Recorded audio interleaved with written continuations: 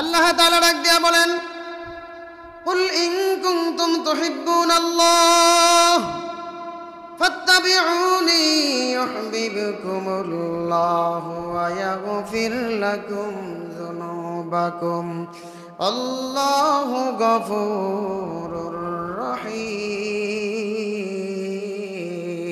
আল্লাহু আকবার। আল্লাহ পাক বলেন, যে ব্যক্তি আমাকে ভালোবাসতে চায়, আমাকে মহব্বত করতে চায়, আমার ভালোবাসা আমার মহব্বত যে ব্যক্তি চায়, ফাত্তাবিউনি, নবীজি আপনি বলে দেন তিনি যেন আপনার ইবাদত করে, আপনার অনুসরণ করে, আপনার অনুকরণ করে, আপনার কথা মতো চলে, তাহলে আমি আল্লাহ তাদেরকে দুইটা পুরস্কার দেব। এক নম্বর হইল ইউহিব্বুকুমুল্লাহ, এক নম্বর পুরস্কার হইল আমি আল্লাহ তাদেরকে ভালোবাসবো। আল্লাহু আকবার। আল্লাহ তাআলা নিজেই তাদেরকে ভালোবাসবেন। ওয়া ইয়াগফির লাকুম যুনুবাকুম। দ্বিতীয় পুরস্কার হইল জীবনে যত গুনাহ করেছে বান্দা, নবীজিকে ভালোবাসার কারণে, অনুসরণ করার কারণে, নবীর পথে চলার কারণে পিছনের জিন্দেগির সব গুনাহ আল্লাহ মাফ করে দিবেন। সুবহানাল্লাহ। নবীজির ভালোবাসা মহব্বত এটা মুমিনের ঈমানের দাবি। নবীজিকে ভালোবাসতে হবে, নবীজির তরিকার ভিতরে থেকে নবীজিকে ভালোবাসতে হবে। নবীজির ভালোবাসা মহব্বত এমন কায়দা হইতে হবে, নবীজি যেইভাবে যেই নিয়মে ইবাদত করতে বলছেন ওই নিয়মে, ওই সময়, ওই কায়দায় ইবাদত করার নাম হইল নবীজির ভালোবাসা। এখন আমরা কিছু লোক নবীজিকে ভালোবাসি অথচ নিজের চেহারার ভিতরে দাড়ি নাই, নবীজিকে ভালোবাসি স্লোগান দিতেছি, মাথায় টুপি নাই, নবীজির ভালোবাসার দাবিদার, চেহারার ভিতরে দাড়ি নাই, নবীজির ভালোবাসার দাবিদার, 5 ওয়াক্ত নামাজের খবর নাই, তিনিও নবীজির ভালোবাসার দাবিদার, রমজানে রোজা রাখতে পারি না, সুদ খাই, ঘুষ খাই, আর যত অন্যায় কাজ আছে সব অন্যায় কাজ সমান তালে করি, আবার স্লোগান দেই আমি নবীজিকে ভালোবাসি। আল্লাহ পাক বলেন, ইন কুনতুম তুহিব্বুনাল্লাহ, যদি তোমরা আল্লাহকে পেতে চাও, আল্লাহর ভালোবাসা পেতে চাও, আল্লাহকে মহব্বত করতে চাও, ফাত্তাবিউনি, নবী আপনি বলে দেন তারা যেন আপনার অনুসরণ অনুকরণ করে। নবীজি যেইভাবে চলছে সাহাবায়ে কেরাম ওইভাবেই শিখছে, ওইভাবেই করছে। নবীজি যেইভাবে নামাজের ট্রেনিং দিয়েছেন সাহাবায়ে কেরাম ওইভাবে নামাজ পড়েছে। 1.5 লক্ষ থেকে 2.5 লক্ষ সাহাবায়ে কেরাম তাদের জীবনে এমনটা হয় নাই যে নামাজ ছেড়ে দিয়েছে। তাম পৃথিবীর সব মানুষ যদি এক পাল্লায় তাদের মহব্বত রাখা হয়, আর আদনা থেকে আদনা একজন সাহাবী ওয়াহশী, সর্বনিম্ন সাহাবী, নিম্নমানের সাহাবী ওয়াহশী রাদিয়াল্লাহু তাআলা, তার মহব্বত যদি এক পাল্লায় রাখা হয়, আল্লাহর হাবিব বলেন আমার ওয়াহশীর মহব্বত আমার এবং আল্লাহর কাছে অনেক প্রিয় হয়ে যাবে। এমন দামি সাহাবায়ে কেরামদের মতো নবীজিকে কেউ ভালোবাসতে পারে নাই, পারবেও না। তাদের জীবনী আলোচনা করলে দেখা যায় নবীর সাহাবীরা কোনোদিন নামাজ কাজাও করে নাই, গুনার কাছেও যায় নাই, দাড়ি কোনোদিন কাটে নাই, মাথা থেকে কোনোদিন টুপি ফালায় নাই। তারাই তো ছিল সত্যিকারের আশিকের রাসূল, নবীজির মহব্বতের দাবিদার। তারাই কেবল করতে পারে। আমি আপনি যদি আল্লাহর হাবিবের মহব্বত ইশক জাহির করতে চাই, আমাদেরকেও 5 ওয়াক্ত নামাজ জামাতের সহিত পড়তে হবে, রমজান মাসে রোজা রাখতে হবে, হজ ফরজ হইলে হজ করতে হবে, যাকাত ফরজ হইলে হিসাব করে যাকাত দিতে হবে। এমনিভাবে প্রতিটা সেক্টরে, পারিবারিক জীবন, ব্যক্তিগত জীবন, সামাজিক জীবন, রাষ্ট্রীয় জীবন, আন্তর্জাতিক জীবন, সুরাতে সিরাতে প্রতিটা কাজে কর্মে আমি যদি নবীজিকে মডেল বানাইতে পারি গো, আমি আমার নামটা আশিকে রাসূলের নামের খাতায় উঠাইতে পারি, যদি আমার ব্যবহারের ভিতরে, আমার কথাবার্তার ভিতরে, আমার চালচলনের ভিতরে, আমার সিরাতে সুরাতে আল্লাহর হাবিবের কোনো কাজের সাথে আমার কোনো মিল না থাকে গো, আমি আশিকে রাসূল দাবি করতে পারবো? কিয়ামতের ময়দানে আল্লাহর নবী বলবেন, সোকান সোকান, ও আমার উম্মত, তুমি মিথ্যা দাবিদার উম্মত ছিলা। দুনিয়াতে আমি নবীজিকে কত কষ্ট দিয়েছ, নবীজির তরিকা মানো নাই, নবীজির কথা মানো নাই, নবীজির পথে চলো নাই। যেই নবীজি সুন্নাতকে জিন্দা করার জন্য তাইফের ময়দানে রক্ত ঝরিয়েছে,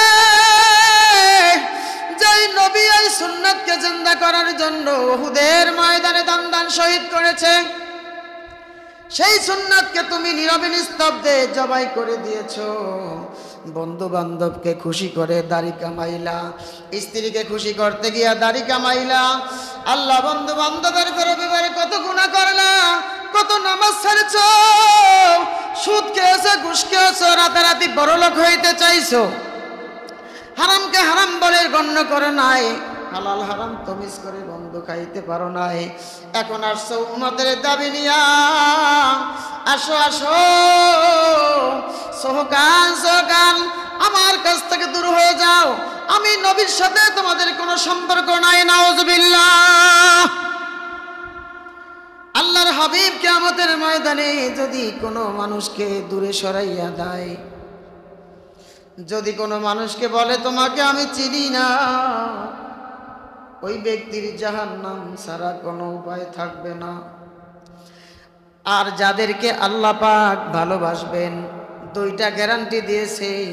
এক নম্বরে হইল যারা আল্লাহর হাবিবকে মহব্বত করবে, আল্লাহর হাবিবের ইতাআত অনুসরণ করবে, আল্লাহর হাবিবের কথা মতো জীবন যাপন করবে, সাহাবাদেরকে মডেল বানাইবে, আমার নবীকে আদর্শরূপে গ্রহণ করবে। আল্লাহ বলেন তাদেরকে আমি মহব্বত করবই করব, উপরে তাদেরকে আমার পক্ষ থেকে জিন্দেগানির গুনাহগুলি ক্ষমার ঘোষণা করে দিয়েছি। সুবহানাল্লাহ।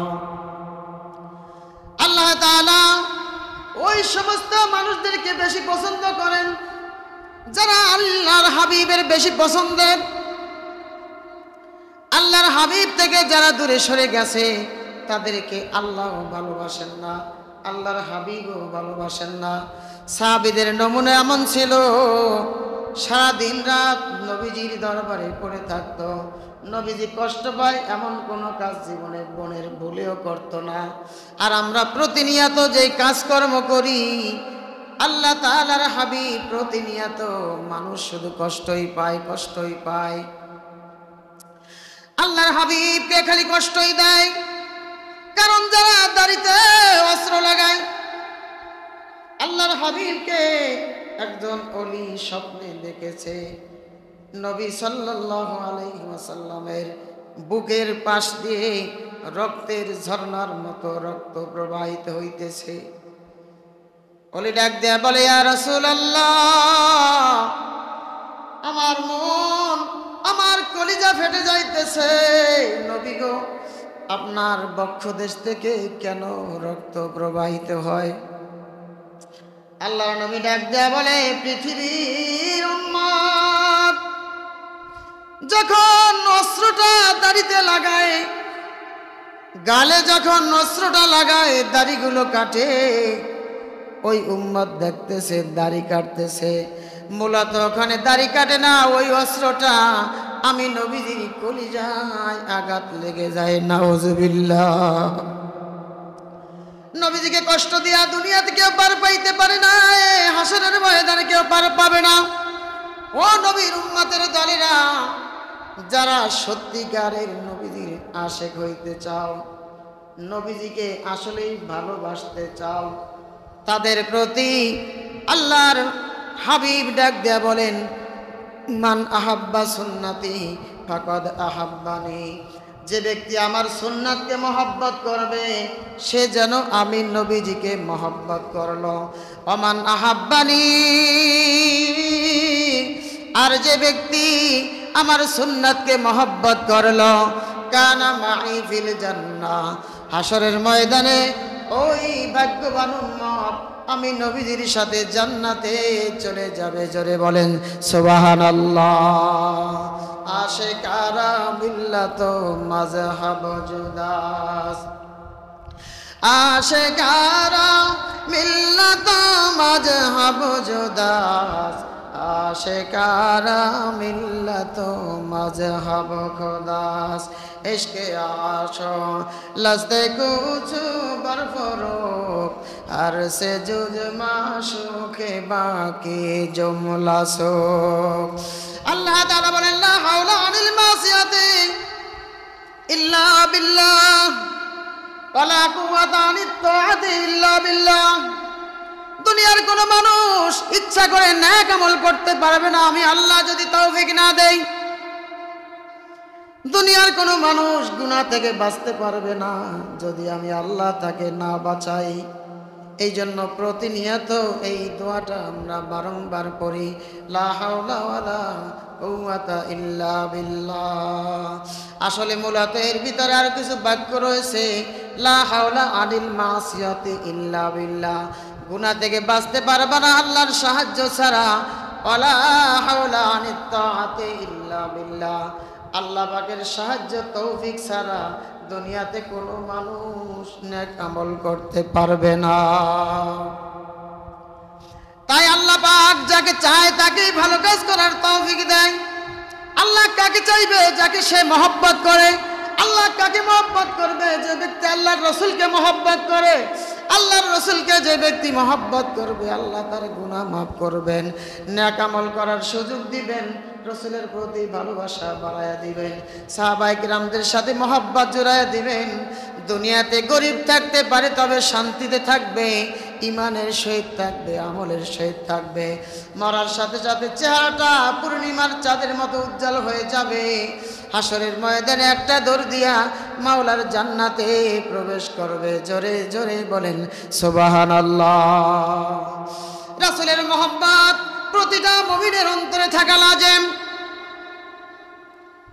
কোটি কোটি মানুষ নবীকে ভালোবাসে, তবে আসল প্রেমিক যারা তারা স্লোগানে বিশ্বাসী না, তারা স্লোগান দেয় না। যেই গাছের ভিতরে বেশি ফল ওই গাছটা নড়াচড়া করে কম। যেই পুকুরে বড় মাছ আছে ওই মাছগুলো গভীর পানিতে চুপ করে থাকে। যেই কলসির ভিতরে পানি বেশি ওই কলসি নড়াচড়া করে না। পক্ষান্তরে যেই কলসির ভিতরে অল্প পানি ওই কলসিটা নড়াচড়া করে। যেই পুকুরের ভিতরে ছোট ছোট মাছ থাকে ওই পুকুরটার ভিতরে মাছগুলো বারবার লাফালাফি করে। যার ভিতরে অল্প বিদ্যা রয়েছে ওই মানুষগুলো বন্ধু বেশি এইভাবে নড়াচড়া করে। আর যারা মহাজ্ঞানী, বেশি জ্ঞানের অধিকারী, তারা কোনোদিন এইভাবে স্লোগান দেয় না আমি নবীজিকে ভালোবাসি, মহব্বত করি। বৃক্ষ তরে নাম কি ফলে পরিচয়? তোমার সুরতটা দেখলেই বোঝা যাবে তুমি নবীজির একজন খাঁটি আশিক। তোমাকে স্লোগান দিয়ে বলতে হবে না আমি নবীজির আশিক, এই কথা বলতে হবে না। যে ব্যক্তি নেককার, যে ব্যক্তি বাবা মায়ের ভক্ত, ওই ব্যক্তি মাইকে কোনোদিন স্লোগান দেয় না আমি বাবা মায়ের ভক্ত, আমি বাবা মায়ের খেদমত করি। মূলত যারা জ্ঞানী চুপে চুপে সুখে দুঃখে মায়ের বাবার খেদমত করে। মা বাবাও তাদের জন্য যায় নামাজে দোয়া করে। ঠিক তেমনি ভাবে যারা খাঁটি আশিক রাসূল, যাদের চেহারার দিকে তাকাইলে রাসূলের আশিক মনে হবে, যাদের কর্মের দিকে তাকাইলে বোঝা যাবে নবীজির আশিক। যারা কথাবার্তার ভিতরে, আমল আখলাকের ভিতরে নবীজির ইশক মহব্বত ভালোবাসা প্রকাশ করবে, ওই মানুষগুলো কিয়ামতের ময়দানে তাদেরকে আমার হাবিব এইভাবে দেখলেই চিনতে পারবে। তাদেরকে মাতা আলকা আহবাবে, কবে তাদের সাথে দেখা হবে, তাদের সাথে মোলাকাত হবে। নবীজি বারংবার হাদিসের ভিতরে এইভাবে এই উম্মতের জন্য আফসোস করতেন। এই উম্মতগুলো হাসরের ময়দানে উঠবে, নবীজি ডান দিকে থাকবে, আমল নামাটা ডান দিকে আসবে। ডান হাতে আসার পরে আল্লাহ বলে ইকরা কিতাবাক, তুমি তোমার আমল নামাটা পড়ো। ডান হাতে নিয়ে সুন্দরভাবে আমল নামাটা পড়বে। কাফা বিনাফসিকাল ইয়াউমা আলাইকা হাসিবা। পৃথিবীতে যত নেক আমল করেছো সব নেক আমল এই আমল নামার ভিতরে দেওয়া হয়েছে। যত গুনার কাজ করেছো গুনার কাজগুলো এই আমল নামার ভিতরে দেওয়া হয়েছে। তবে তুমি যতটা গুনাহ করেছো তার থেকে বেশি নেক আমল করেছো। গুনাহ হয়েছে ঠিক, কিন্তু তুমি গুনাহগুলো করার সাথে সাথে তওবা করেছো, এমন কান্নাকাটি করেছো যেই কান্নাকাটি করার কারণে তোমার গুনাহগুলো আমার আল্লাহ মাফ করে দিয়ে নবীজির অনুসরণ করেছে, নবীজির কথা মতো জিন্দেগি যাপন করেছে। তাই আমার বন্ধুরা আসুন, নবীজির ভালোবাসা ইশক মোহব্বত যদি পেতে চাও নবীজির অনুসরণ করো, নবীজির কথা মতো জিন্দেগি সাজাও। নবীজির সাহাবীদের মতো জিন্দেগি সাজায়া দুনিয়া থেকে যদি যাইতে পারো, হাসর কবর মিজান পুলসিরাতে কোনো টেনশন থাকবে না, চিন্তা থাকবে না। এমন নেককার হয়ে আল্লাহ পাক আমাদেরকে দুনিয়া থেকে ঈমান নিয়ে যাওয়ার তৌফিক দান করেন, আমিন। ওয়া আখির দাওয়ানা আনিল হামদুলিল্লাহি রাব্বিল আলামিন। আসসালামু আলাইকুম ওয়া রাহমাতুল্লাহি ওয়া বারাকাতুহু।